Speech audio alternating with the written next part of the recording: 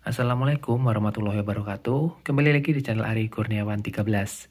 Ya, mungkin kalau kalian pernah lihat channel saya di 11 bulan yang lalu, saya pernah bahas Xperia X Compact. Dan ini adalah HP-nya ya, HP yang bisa berdiri tanpa ada penyangga apapun di belakangnya. Karena memang bentuknya tuh unik ya, jadi atas dan bawahnya itu rata banget kayak gini, dan ini bisa diberdirikan kayak gini. Atasnya juga sama. Dan bagaimana kondisi HP ini saat ini ya? Waktu itu saya beli buat ibu saya, belinya tuh kalau nggak salah ya, kalau nggak saya lupa di Bank Beno. Bank Beno Semarang ya. Jadi waktu itu saya beli ada unit Docomo, ini cukup murah kalau nggak salah harganya 800 ribuan. Dan unitnya tuh nggak begitu banyak, jadi saya cepet-cepet beli. Ya karena waktu itu ibu saya butuh HP cepet, terus saya budgetnya juga terbatas.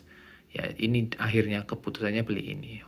Apakah waktu itu saya mikir emailnya bakal kena atau enggak? Waktu itu saya belum mikir sampai sejauh itu sih. Yang penting beli aja dulu dapat barangnya.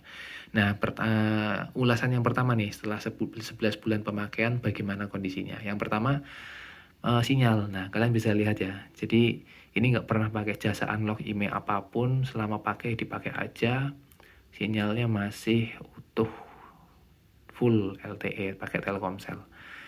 Dan ini kan dipakai di Sumatera. Terus kemarin juga perjalanan dari Sumatera ke Palembang dipakai di perjalanan juga. Sejauh ini sinyalnya nggak ada masalah. Jadi untuk masalah IMEI di HP ini aman, nggak ada blokir-blokiran ya. Tapi untuk unit lain saya nggak tahu karena kayak gitu kan random. Jadi jangan jadikan ini patokan. Yang kedua adalah baterai. Nah, di HP ini saat saya pertama kali beli dari Bank Beno itu performa baterainya menurut saya ya biasa aja lah ya. Ukurannya memang kecil tetapi karena uh, resolusi layarnya nggak begitu besar, terus juga layarnya itu tidak membawa teknologi yang aneh-aneh ya. Jadi sampai sekarang pun performa baterainya masih normal-normal aja, nggak terlalu boros-boros banget. Ya sehari maksimal ya cas 2 sampai 3 kali aja sih. Biasanya 2 kali cukup. Nah, berikutnya adalah kondisi layar nih. Nah, kalau kalian lihat dari tadi ya, jadi di atas ini ada semacam hitam-hitam garis.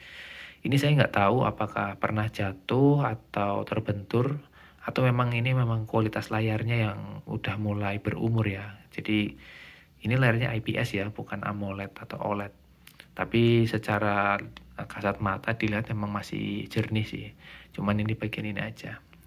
Ya mungkin karena umur atau memang bagian tertentu yang sudah mengalami penuaan ya. Jadi ya hasilnya kayak gini deh.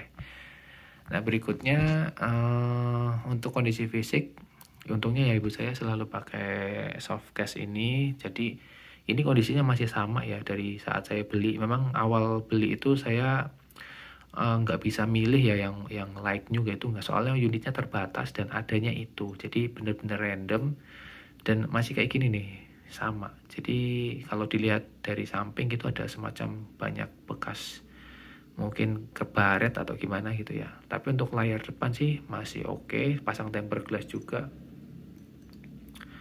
Dan tempered glass ini emang agak susah ya nyarinya waktu itu. Ini yang nggak samping-samping itu nggak ke cover layarnya.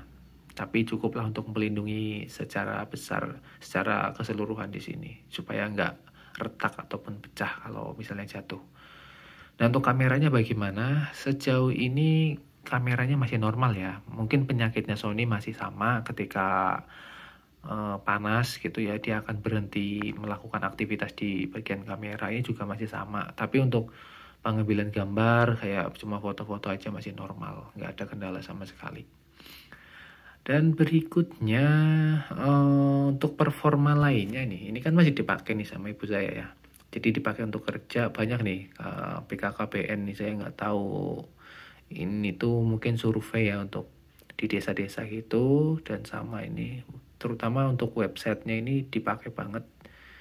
Jadi banyak dokumen-dokumen penting dan menurut saya itu dokumen yang cukup berat ya untuk di-load dari HP sekecil ini.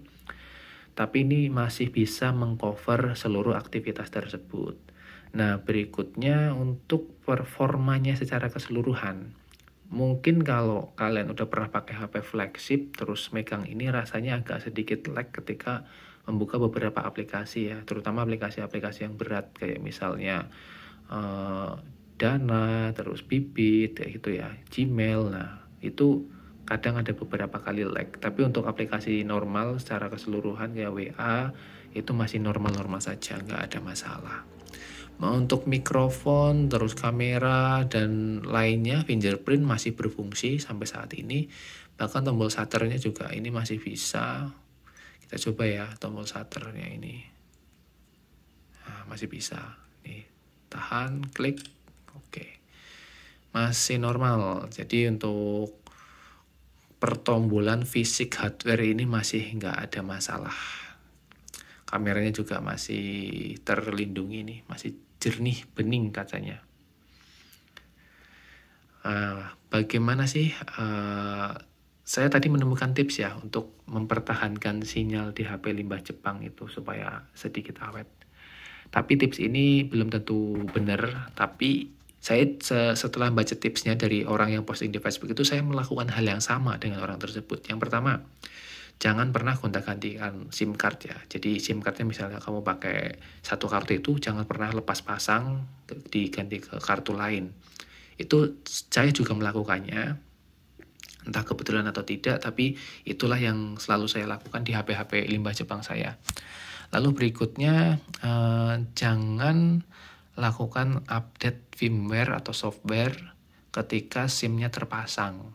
Nah, ini saya agak bingung sih sebenarnya. Selama ini saya update dan downgrade selalu ada SIM di dalam, yang nggak peduli, malas juga ngelepas gitu ya. Ya tetap dipasang aja normal.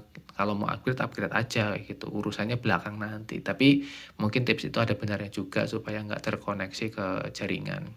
Terus tips yang ketiga itu jangan pernah ngecek email di Kemenperin. Nah itu ada tuh beberapa orang yang iseng ngecek di Kemenperin, kan ada tulisannya tuh email tidak terdaftar. Beberapa hari kemudian biasanya tuh HP-nya sinyal langsung hilang. Saya nggak tahu mekanismenya gimana, tapi itu sudah dibuktikan oleh beberapa orang. Nah, saran saya sih tidak usah melakukan cek email. Kalau memang HP kalian tidak resmi ya, udah pasti nggak terdaftar. Ngapain dicek-cek di situ?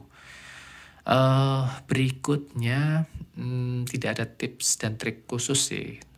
Ya hanya saja kalau misalnya sudah terjadi pembegalan email, ya udah kalian tinggal cari jasa unlock email atau minta rekomendasi dari seller atau penjualnya bagaimana solusi yang terbaik. Nah oke teman-teman, untuk Xperia X Compact ini dipakai masih ya cukup lah ya, saya nggak bisa bilang nyaman karena layarnya ini kecil banget. Ini lebih kecil daripada kalau sama iPhone. Bodinya lebih kecil ini, cuman layarnya kayaknya sama sih. Ya intinya kalau kalian memang yang kebutuhannya untuk melihat konten yang cukup besar, butuh layar yang lebih lebar, ini bukan solusi.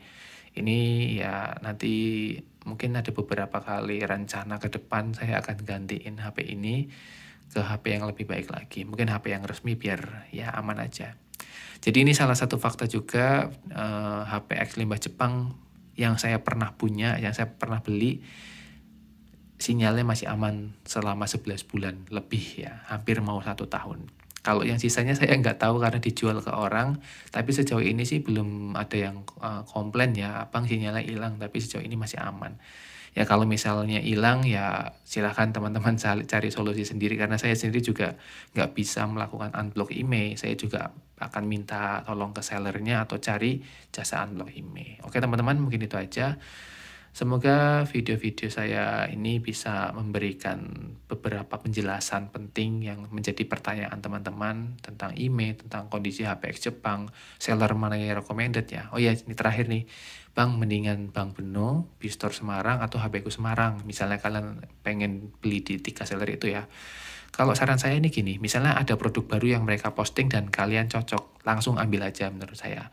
Karena produk baru itu biasanya produk yang baru datang, dan itu kondisinya masih banyak pilihan. Kalau kalian misalnya chat sellernya, Bang, ya minta kondisi terbaik kayak gitu, kan si penjual bisa milih. Tapi kalau kalian belinya udah sisa-sisa, HP-nya udah lama, udah pernah diposting cukup lama, dan kalian mau beli, Bang, kirim yang terbaik dong. Sementara stoknya tinggal ada 5, dan ya 5 itu adalah sisa-sisa dari pilihan terbaik yang pernah dijual.